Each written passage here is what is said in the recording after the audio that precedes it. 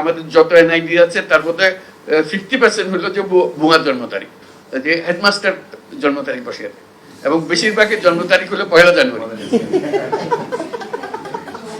বাংলাদেশে যত 1 জানুয়ারিতে জন্মগ্রহণ করে পৃথিবীর কোনো দেশে এত জন্মগ্রহণ করে। মানুষ নিজের নাম জানে না, অমুকের নাতি, তারপরে হলো অমুকের মা। এদের নিয়ে আমাদের কাজ করতে, নিজের নাম জানে না। আমাদের অভিজ্ঞতা, আমাদের কাজের মধ্যে অভিজ্ঞতা হলো যে আপনার নাম বলেন না, আমিনার মা, আমিনার মা। এনআইডি নিয়ে জিল্লতি, এটা বিশ্বাসযোগ্য না, এত রকমের জিল্লতি হয়।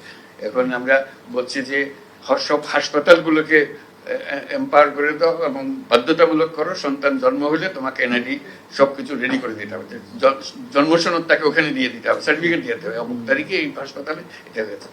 দায়ী যারা আছে তাদেরকে বলতে হবে যে তোমাকে এই কাজটা করে দিতে হবে, এটা তোমার বাধ্যতামূলক। তা না হলে ওই 60 বছর বয়সে বলে জিজ্ঞেস করে আমরা জন্ম তারিখ, বলে আমার তো জন্ম তারিখ কিছু জানি না, তো দাও একটা বসে যেত, কত বয়স কত 60 70 কিছু একটা হবে। মানুষ নিজের নাম জানে না, এদের নিয়ে আমাদের কাজ করতে, নিজের নাম জানে না। আমাদের অভিজ্ঞতা, আমাদের কাজের মধ্যে অভিজ্ঞতা হলো যে আপনার নাম বলেন না, আমিনার মা, আমিনার মা। তাকে কোনোদিন বলা হয়নি তার নাম কি, অমুকের মেয়ে হয়ে সে জন্মগ্রহণ করেছে, অমুকের ছেলে হয়ে সে জন্মগ্রহণ, অমুকের ছেলে, ওকে অমুকের নাতি, তারপরে হলো অমুকের মা, তারপরে হলো অমুকের শাশুড়ি, ইত্যাদি ইত্যাদি। এইগুলো কাজে নাম তার নাই। কাজে তাকে নাম দেওয়া, তারিখ স্থাপন করা, আমাদের যত এনআইডি আছে তার মধ্যে 50% হলো যে ভুয়া জন্ম তারিখ, আরো বেশি হইতে পারে। আর আমার জন্ম তারিখ তো আমাদের জানা নেই কেউ। এইভাবে আমরা হয়েছে। আমাদের বেশিরভাগ স্কুল কলেজের শিক্ষকদের দায়িত্ব হলো, বিশেষ করে প্রাইমারি স্কুলে ম্যাট্রিক পরীক্ষার সময়, এখন এইচএসসি এসএসসি এগুলো, যে হেডমাস্টার জন্ম তারিখ বসে আছে, এবং বেশিরভাগের জন্ম তারিখ হলো 1 জানুয়ারি।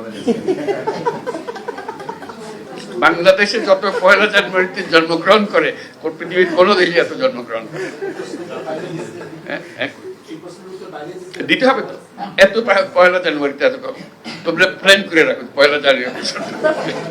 আমি খুব এক্সাইটেড আজকের দিনের জন্য। সবাই মিলে এসেছি আমরা, একটা বড় রকমের কাজ এটা, যাতে করে আমরা জানি যে আমরা যে যাত্রা শুরু করলাম এটা সবার কাছে আমরা পৌঁছে দিতে পারবো। এটা একটা ঢেউ শুরু হবে, যাতে করে সার্ভিসগুলো নিশ্চিত মনে এবং সঠিকভাবে সেই সার্ভিসগুলো পায়, কোনো রকমের উৎপাতের মধ্যে দিয়ে তাকে হয়রানির মধ্যে দিয়ে যেতে না হয়।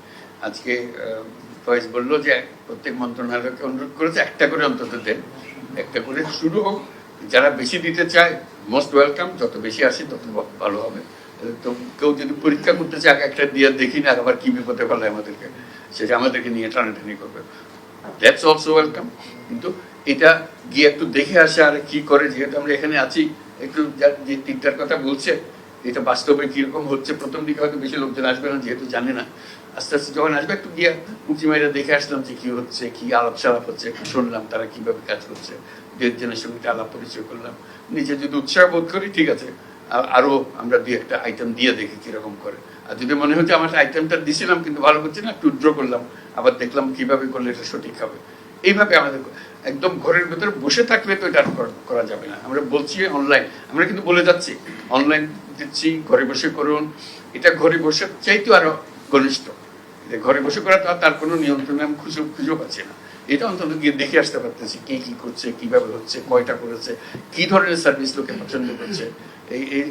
এখন ধরো 10টা 12টা সার্ভিস একসঙ্গে হয়তো হবে, হলে তার মধ্যে কোন সার্ভিসটা সে বেশি চাচ্ছে, 1 নম্বর সার্ভিস কোনটা বেশি চায়, 2 নম্বর সার্ভিস বেশি কি চায়, তাহলে সেটার থেকে আমরা একটা ধারণা পাবো। সেটাও একটা স্ট্যাটিস্টিক্স আমাদেরকে দিতে পারে, এটা উৎসাহিত করবে সবাইকে। কাজে এটা যাতে নিশ্চিত হই আমরা ত্রুটিমুক্ত থাকি, যাতে করে কেউ না বলে যে না এটা চালানো যাবে না। এর দূর অগ্রসর হওয়ার পরে চালানো যাবে না decision, not be very welcome decision. কাজে আমাদের নিশ্চিত হতে হবে যেটা করছি সঠিকভাবে করছি, এখানে ভুল করার সম্ভাবনা অতি অতি অতি নগণ্য, এটা অলমোস্ট নীল। এই পর্যায়ে নিয়ে যেতে হবে, তখন বর্ষা আসবে সবার জন্য।